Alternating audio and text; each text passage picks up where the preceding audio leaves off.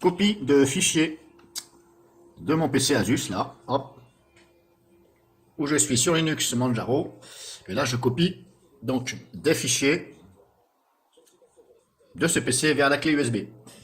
Alors pourquoi? Tout simplement, quand on voit ici, eh bien ça va pas du tout vite. Et si on regarde bien, il y a 17 MO par seconde. Hop.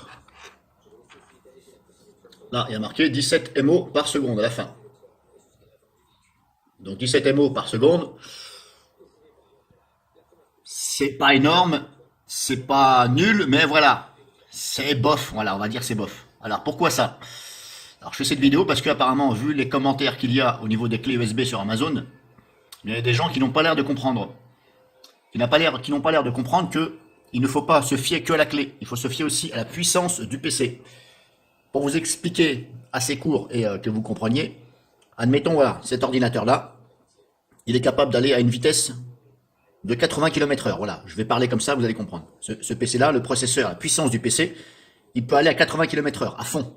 La clé, elle peut recevoir en écriture 100 km/h. Parce que le constructeur dit, moi, ma clé, elle va à 100 km/h. Elle peut réceptionner 100 km/h. Mais le problème, c'est que les gens, ils disent, mais c'est pas vrai, j'ai mis la clé, ça ne va pas à 100 km/h. Non, c'est parce que votre PC ne va que à 80. Et qu'est-ce qui donne à la clé? C'est le PC. Donc si le PC va à 80, vous ne pouvez pas avoir 80 sur la clé. Mais par contre, ça aurait été le sens inverse. Là, c'est autre chose. Si par exemple, la clé, par exemple, elle était capable de recevoir 150 km/h, et lui, le PC, il donne 150. Eh bien là, vous avez effectivement les 150. Mais si le PC ne peut donner que 60, eh bien le débit, le transfert, parce que là je suis en train de transférer vers la clé, ben, il ne sera que de 60, parce que ben, c'est le PC. Donc faut pas, quand vous achetez une clé, faut pas dire tiens, moi je prends la clé. Effectivement, il faut regarder le débit, mais il faut aussi savoir le débit de votre appareil, de votre ordinateur. Alors après, il est sûr qu'une clé USB, vous n'allez pas forcément la mettre que dans cet ordinateur-là, que dans le vôtre.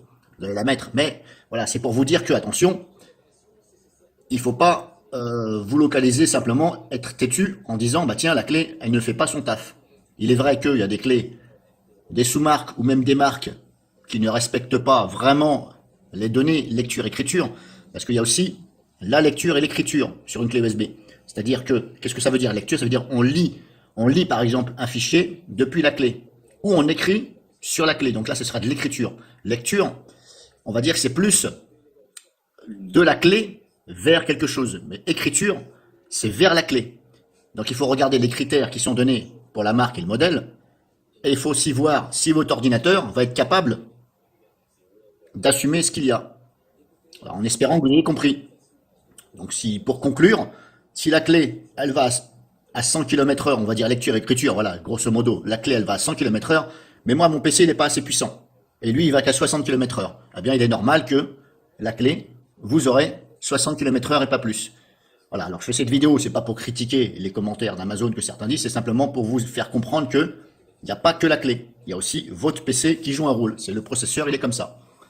En espérant que vous ayez compris, et cela dit, moi je vous conseille quand même de prendre des clés de marque, des clés USB de marque. Voilà.